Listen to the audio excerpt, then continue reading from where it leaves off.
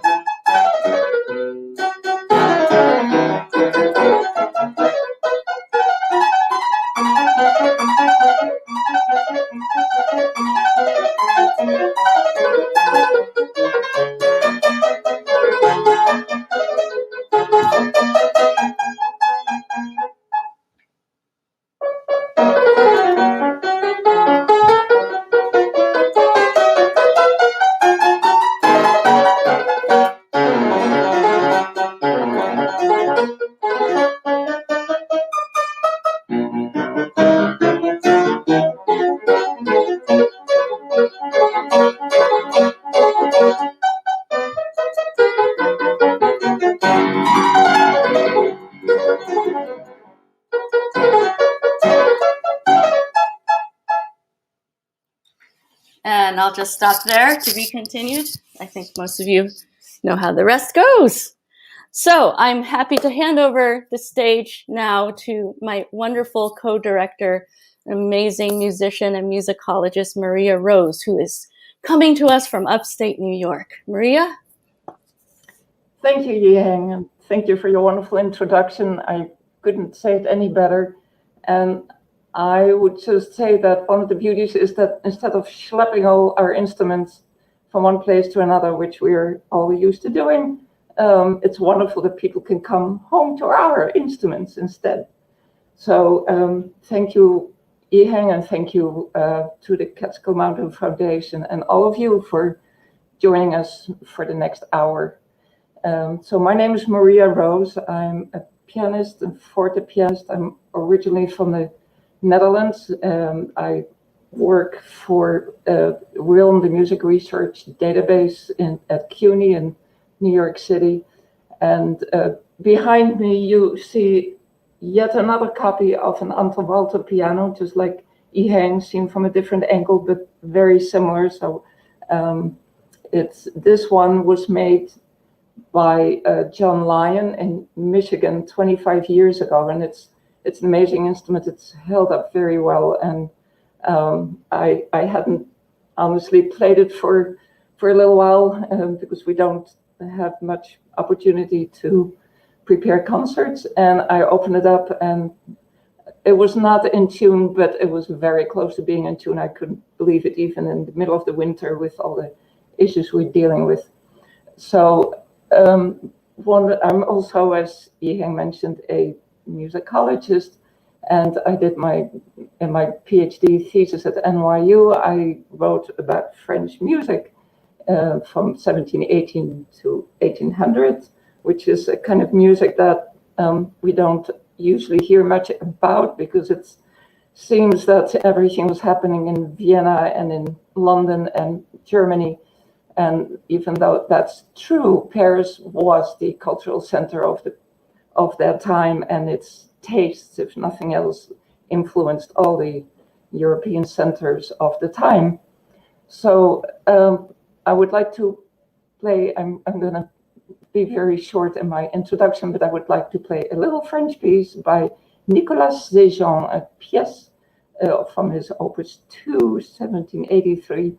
And it's a very short little piece, 1 minute long, and my interpretation is informed by the en grammaire notation. And if people want to know more about this, then send me messages in the comment box. I can talk about that later. There was a romance by Barbatre, of which we have an example in that special notation, which was very particular about notating all the articulation very precisely. So we have a real sense of what it was they were doing or supposed to be doing at the time.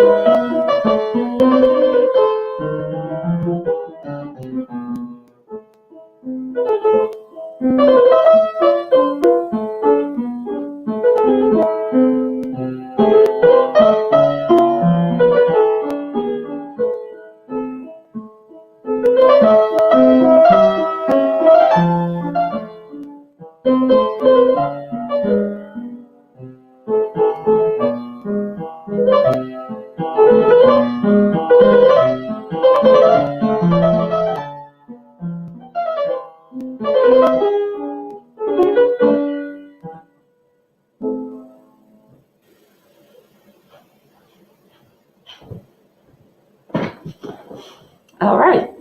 So now I would like to say a few words about the Academy before we move on to the next part of the program.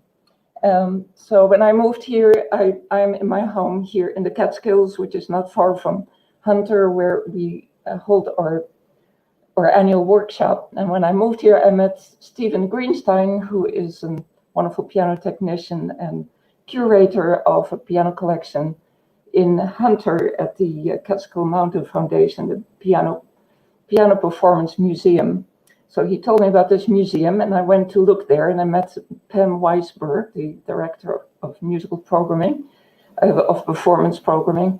And I was very impressed, not only with the collection, but also with the beautiful venues and facilities, and just in general, the very welcoming atmosphere. And I thought it was a perfect place to have a summer workshop. So together with Yiheng Yang and Audrey Exon, who unfortunately is not in the country right now to join us, we started this annual workshop, and we where we invite, it's a week-long workshop, and we had to cancel last year's, but we hope to have another one this summer in August, either either virtual or in person, or we'll have to see what happens. So we have this website, the academyfortepiano.org, where just to give you a sense of the beauty of the environment, we're right here at the bottom of Hunter Mountains, at the foot of Hunter Mountains, and here you see a picture of all the instruments and the concert hall and another venue which is called the Red Barn, which you see down here, and which has a beautiful big space inside where we do a lot of our workshops and master classes and lectures. Here you see us eating in the restaurant, which is next door to the Red Barn, and people are hard at work and learning about music and playing chamber music, learning about the pianos here with some of the guest artists. We've had with Pierre Gois, who's going to host a salon in March, which we look forward to. Alexei Lubimov, famous fortepianist from Russia. Here we have our wonderful Masayuki Maki, who is a wonderful clavichord player, but also our piano technician who oversees all the piano tuning and moving of all our instruments, which is extremely important. We have some Malcolm Bills and Andrew Willis, and here's our wonderful violinist Cynthia Roberts. At the last 2 years, we've also included chamber music with string instruments, and people learn about the workings, the actions of the piano. Here's Richard Hester giving a lecture, and John Coster, the famous piano history specialist, telling us all about the history of the instrument. And here is the whole group, both at work and at play in the beautiful Catskill Mountains. So the only thing that's missing here is our latest edition in the museum. We're very happy that the museum acquired the new piano, which is the original 1826 Graf piano, built by Konrad Graf in Vienna, which is the perfect Schubert piano. And it was going to be the centerpiece of last summer's workshop, but of course that didn't happen. So we'd like to show a few little clips from the recording that Iheng and I did a few months ago on this instrument.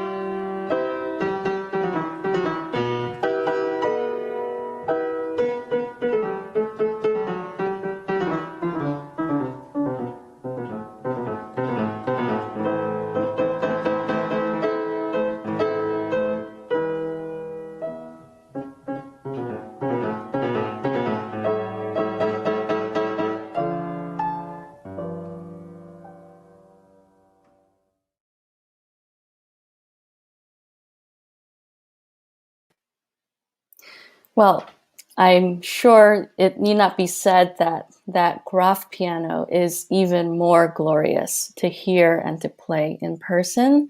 And I hope that you may have a chance one day to visit the Piano Performance Museum in Hunter, New York, and check out the Graf piano there. It's truly one of my favorite Grafs that I've gotten to play. So thank you so much for listening so far. Please send your comments. It's great to hear from all of you in the comment box. Let us know that you're here and just say hello. It's great to see where you're all from. It looks like really everywhere. Now to the really exciting part of our time together, the open mic section.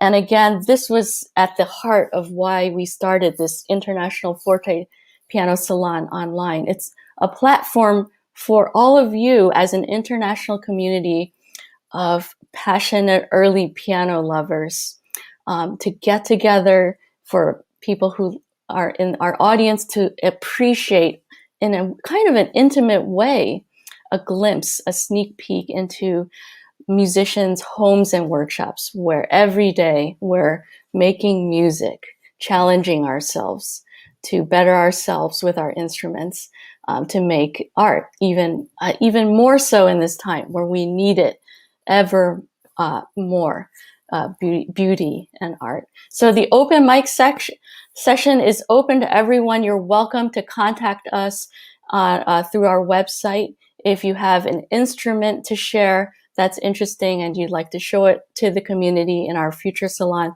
or you have a video, or you want to play live something on a forte piano, we are so curious to know what people around the world are doing and what kind of forte pianos they're playing on. So this is the open mic session, which will take place in every salon, almost every salon that we have coming up. So stay tuned for details on our website and be in touch with us. So our open mic now begins with an incredible and wonderful guest, Matthew Bankston, who I've known for quite some time. He's a wonderful colleague in the forte piano community here in the US. Matthew, I believe, is a professor of forte piano at the University of Michigan. But Matthew, could you please tell us a little bit about what you're doing in Michigan, what you do as a teacher, performer, as a person during this pandemic, and your instruments, what you'll play. Take it away, Matthew. Matthew Bankston, everyone. Hi, great to see you, Yihang and Maria. It's been too long. I just want to check first, is my volume okay? Is this an appropriate level?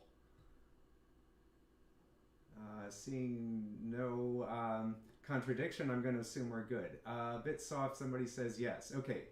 Shall I turn it up just a bit? How about if I play? How's that? Okay. All right. So I'm an assistant professor here at the University of Michigan School of Music, Theater, and Dance. I will turn it up. I think that seems to be. All right. I turned it up just a little bit. I'll speak up, and hopefully you can hear me well enough. So I'm an assistant professor of piano literature. I teach piano literature, piano, and fortepiano all here at the University of Michigan. This semester, I'm also actually teaching a doctoral seminar on classical performance practice, which ordinarily would be held with doctoral, very, very strong pianists that we have here, experimenting, learning, sometimes playing an early piano for the first time. Although this semester the health regulations have made that too difficult to do. But we meet on Zoom, and sometimes I'm here, I can demonstrate things, and people listen to recordings and so forth that are done on early pianos. We also do an early keyboard workshop here at the University of Michigan called the University of Michigan Early Keyboard Institute, UMECI for short. That'll be a virtual event held early in the summer. Moving to talk about this instrument itself, this is yet another copy of an Anton Walter piano. Although I've played many Walter copies, as I'm sure many of you have, and they do vary a great deal, probably even more than do modern pianos and modern Steinways. This one particularly, I'll say, I commissioned it from Mr. Townman after I visited his workshop, and I found that the touch was so incredibly sensitive. Of course, Walters are known for being very light and very sensitive, and this one is, as was the one that I played in his workshop, as light and as responsive as any that I've played. So this is a copy of an instrument in a National Museum in Nuremberg from around 1785. So it's an earlier style. It's very beautiful, light Viennese quality. And as I hope to show you, I think it's really born to play Mozart for sure. So I'm just going to play for you the opening movement of Mozart's First Piano Sonata in C, K279.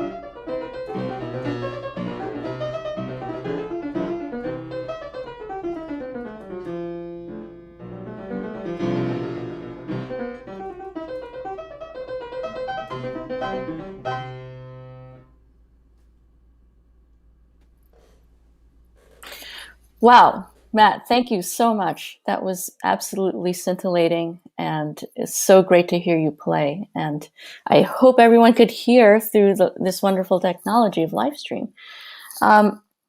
So, Matthew, do you have another movement to share with us? I could tonight. It just depends on how much time you've got. Okay. Maybe we should. Yeah, why not? If you've got extra time at the end, I could play at the end. I don't. Okay, want to take time away from that's a the great others. idea. Okay. Forgive us for we're running a little late. So anyone who wants to stick around at the end, and it seems like Matt can still play for us, please do. We are probably going to go a little over the hour at this point. Thank you so much, Matt. It's such a treat to hear you. Thanks. Again. It's great to be here. Thank Amazing. You. Thank you. Okay, our next performer is Charles Metz, who is currently in Florida. I met Charles Metz. He's also based in Chicago, and we've been connected through various music organizations and musicians there. Charles, tell us about yourself and your instruments, and then we'll hear some of your beautiful Mozart. Great, thanks, Ying. Can you hear me okay? Yes. Can you hear me? Okay, great. Yes. First of all, just a little correction. I actually live in Palm Springs, California. So I'm so sorry. Desert of California, definitely not in Florida. So forgive me. Anyway, no problem at all. So you asked what we are doing during the pandemic, and I'd like to say that in some ways, it's been a sort of a blessing. I've been able to spend a lot of time practicing. I'm very fortunate to have several instruments here at my home in Palm Springs. I have several other instruments still back in St. Louis, where I also have a condo there. But I've used this opportunity also to learn some technical things about video taping and other things. So it's been actually a very fun time, and I've really enjoyed it. So very briefly about my background, which is definitely checkered. I did do an undergraduate degree in piano at modern piano at Penn State University, but was very interested in harpsichords and started building harpsichord kits. And I ended up building about 8 harpsichord kits along the years. And then after my undergraduate, I took a year off and studied with Igor Kipnis, a very famous American harpsichordist, and then was given a full scholarship to go to Washington University in St. Louis, where I finished a PhD in historical performance practice. And I worked with Trevor Pinnock, who was there in residence at the time. So I've been a harpsichordist really all my life. And after I finished my PhD, I decided that being an early musician was going to be a little difficult, as we all know, as far as the remuneration is concerned. So I went actually back to school. I went to an optometry school, which was in St. Louis. So 5 years later, I then started practicing optometry, and I investigated optometry as a profession that I could still keep up music. And they all said yes, this was definitely a profession that you could balance. So I worked as an optometrist for 20 years, still doing some music, but not a lot. I actually had built a fortepiano, a very early Hubbard kit back in the 70s when I was at Washington University in St. Louis, but I couldn't keep it all up. I did the harpsichord, but that was about it. So I retired about 15 years ago, and I started getting more interested in fortepianos. I went to the Westfield conference a couple years ago and met Paul McNulty, who many people say is one of the best builders in the world. There are many, but he's definitely up there. So I commissioned a piano from him, which you will see in the video, which is, again, a Walter copy, but a little bit later. It's about an 1805, because I asked him to do a 6-octave instrument because I wanted to be able to do some later repertoire. So it's not an exact copy of any particular instrument, but it still has the sound of basically a 1790s type instrument. So you'll hear it tonight. But that instrument was sitting in Chicago and in St. Louis, and I decided that I didn't like carrying it back and forth across the country to California. So I commissioned another instrument, which is sitting behind me, which is another Walter 6-octave, theoretically the exact same instrument, but it feels totally different, sounds totally different, but that's my practice instrument. But I would like to share really quickly, I'm going to switch to my camera on my phone and show you a couple of my harpsichords that I have here, which are really quite remarkable. So hold on for just a second. Wow, what a treat. Thank you.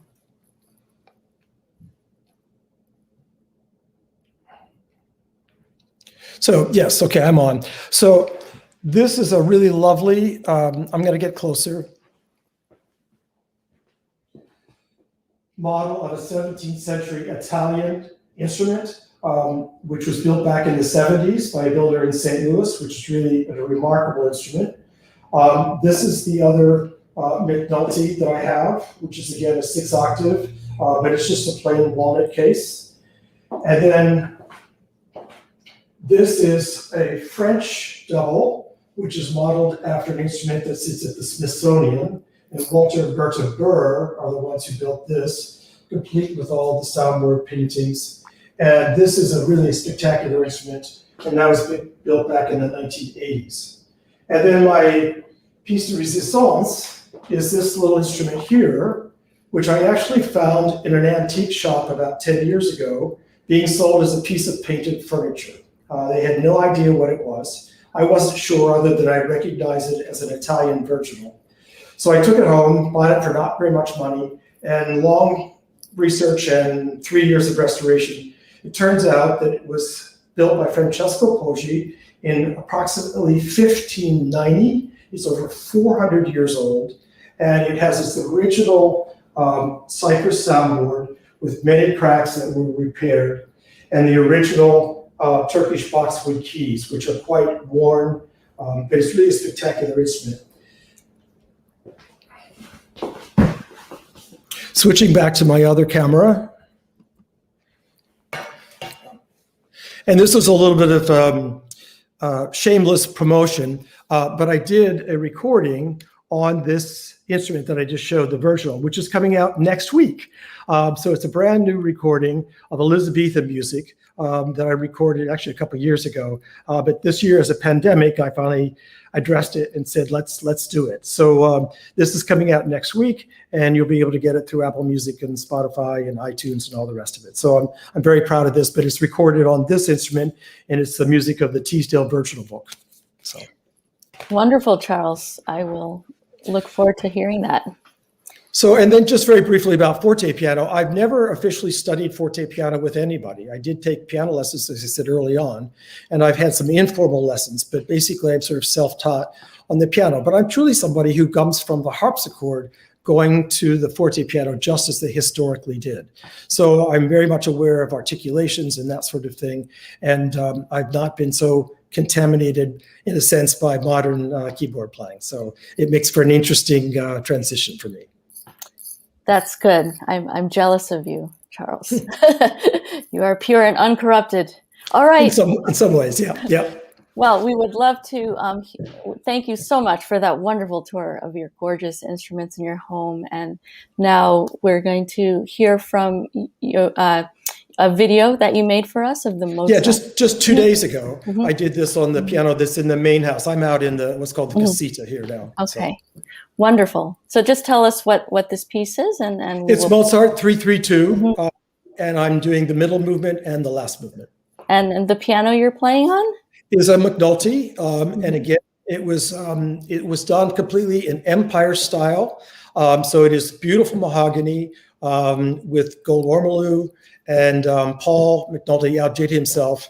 And you'll notice the beautiful heads on the legs, which are Egyptian, because Egyptian mania was happening in Vienna at that point, so that it had this Egyptian influence.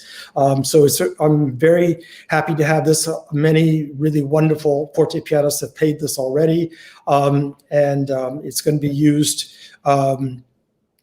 this year to record some of the Beethoven concerti by the pianist here at University of Southern California, whose name is escaping me at the moment, but it'll be announced. So. Okay, so get ready, a feast for the ears and the eyes. K332 Mozart by Charles Metz. Here's the video.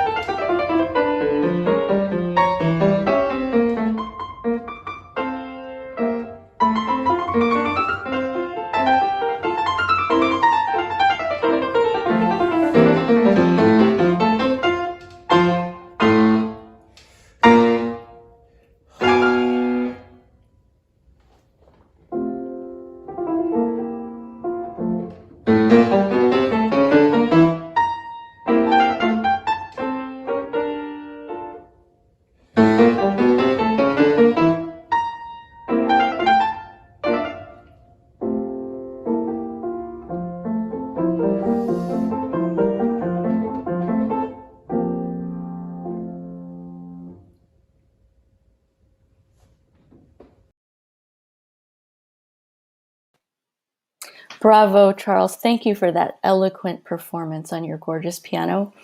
Okay, we're really running out of time, but I hope you can all stay because the next performer you don't want to miss.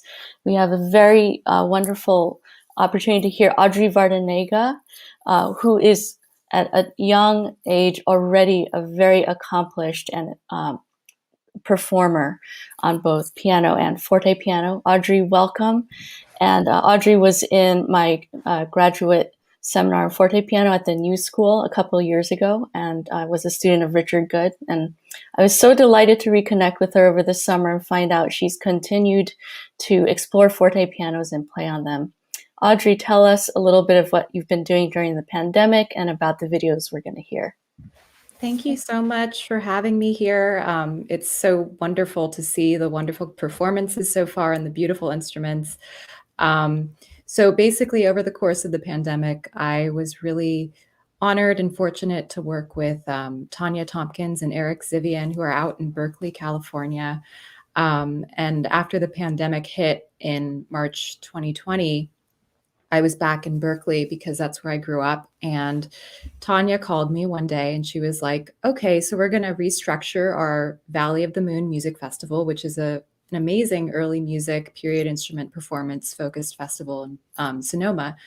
And she wanted to create a living room pod with me and a violinist named Francisco Fiana, who was also sheltered in Palo Alto. And obviously with Tanya herself and Eric. So the four of us created a sort of social pod for 6 months and recorded tons of Beethoven, all Beethoven chamber music. We did some trios. We did a lot of violin piano sonatas and cello piano sonatas. And so the two clips that I shared with, or I'm sharing today, are on two different instruments that I had the opportunity to explore in Tanya and Eric's living room. They have a Paletti piano, which was built in Berkeley, I believe, a few years ago, like 10 years ago or so. And it's a small forte piano, like the one behind you. And the second piano I got to explore was an 1848 restored Viennese Rausch. It was called a Rausch, and it had a very resonant, sort of melty sonority. And so it was really, really great to be able to explore those two instruments in their home with such amazing mentors and have that sort of first foray into really playing period instruments intensively after working with you, Yihang, a few years ago, which was also a fantastic experience. So yeah, I hope you enjoy the clips today. Thank you so much, Audrey, for sharing. And again, after we hear both clips of Audrey playing two separate pieces, we'll have a time of question and answer. So please type any questions or comments in the comment box and hang on afterwards. And we'll still have a few announcements about future salons. Thank you, Audrey. Here.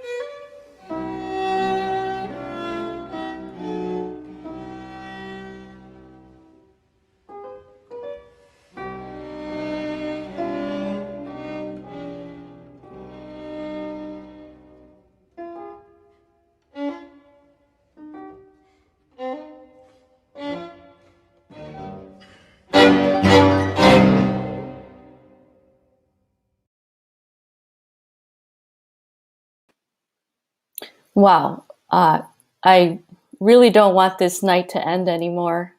Thank you so much, Audrey, for sharing those compelling and gorgeous performances. Thank you to the string players as well. And I am just blown away. In a little over an hour, we have been in California, Michigan, upstate New York, and from all over the world, people are listening in Europe, China, the US, Canada. Thank you, everyone. We have a brief time to just chat or take some questions. Can I say one? And Maria, yes, thank you, my co-host Maria. Yeah, no, I just want to say we even heard from our good friend Pierre Gois in the middle of the night. He is listening from Switzerland. Mm-hmm. So yes, we're expecting him to. We're hoping for him to be able to come next summer to our workshop. Hi, Pierre. And that reminds me, before we take some questions and chat, just please put on your calendars, check on our website, www.academyfortepiano.org, for upcoming salons. The next one is coming very soon on February 27th at 2 p.m. Eastern. For all you in Europe, this is a better time. We have a lot of people who want to tune in from Europe. 2 p.m. February 27th, and Matthew Bankston will be co-hosting with us. So we're lucky to get to hang out and hear from Matt a little bit more on February 22nd. Thank you again to our amazing open mic performers. That was just a feast in so many ways to hear from each of you. You're such unique and wonderful musicians and brilliant players. So thank you. Can I just say yes. thank you to all of you. I mean, I didn't have the chance to, to be vocal during the performances, but you're all absolutely wonderful, and we couldn't have put together a better performance for tonight, with very different yet all special in their own way. So thank you again, Charles, Matt, and Audrey. Charles, there's some people asking for your CD title so they can order it. So please type it somewhere in the chat if you can. Sure, I'll be happy to. All right, thank you. And we have a question from Paul Didario, a good friend of mine in New Jersey. And I hope one of you will answer this question. Interesting that I noticed that the pitch seems to be 440. What temperaments are generally used, and does the pitch vary?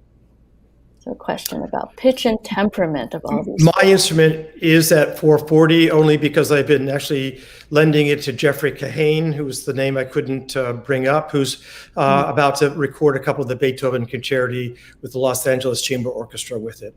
But the tuning was a Neidhart 1724 circulating temperament, which I've been experimenting with recently. So a circulating temperament that can be played at all keys, but still favors smaller flats, number sharps and flats.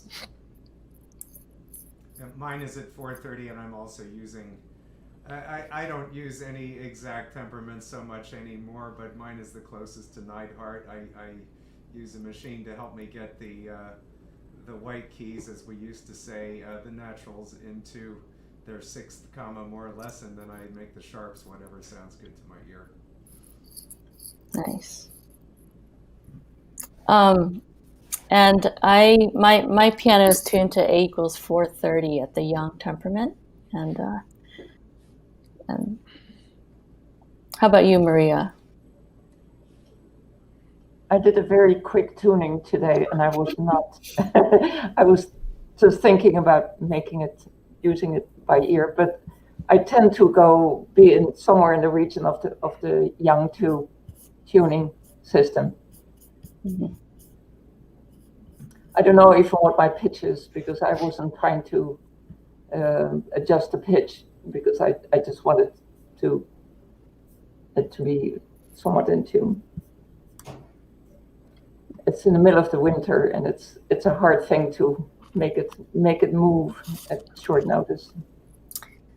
We have a comment here from Patricia Frederick, who is one of the wonderful curators of the Frederick Collection here in Massachusetts.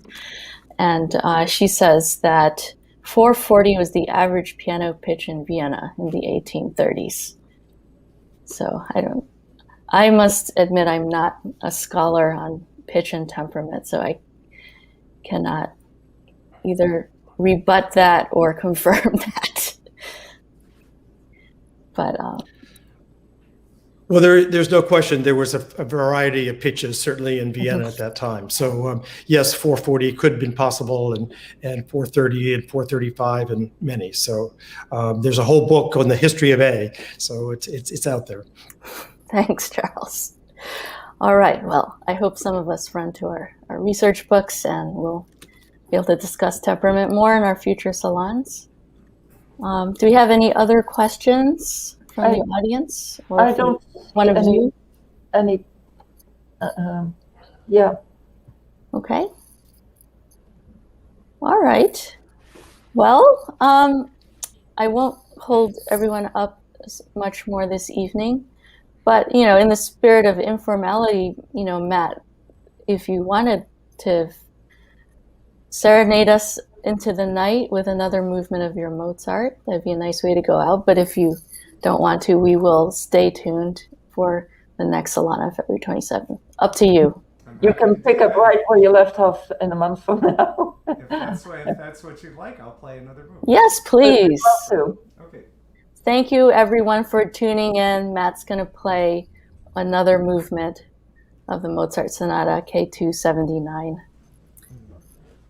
And have a great night. Thank you for coming.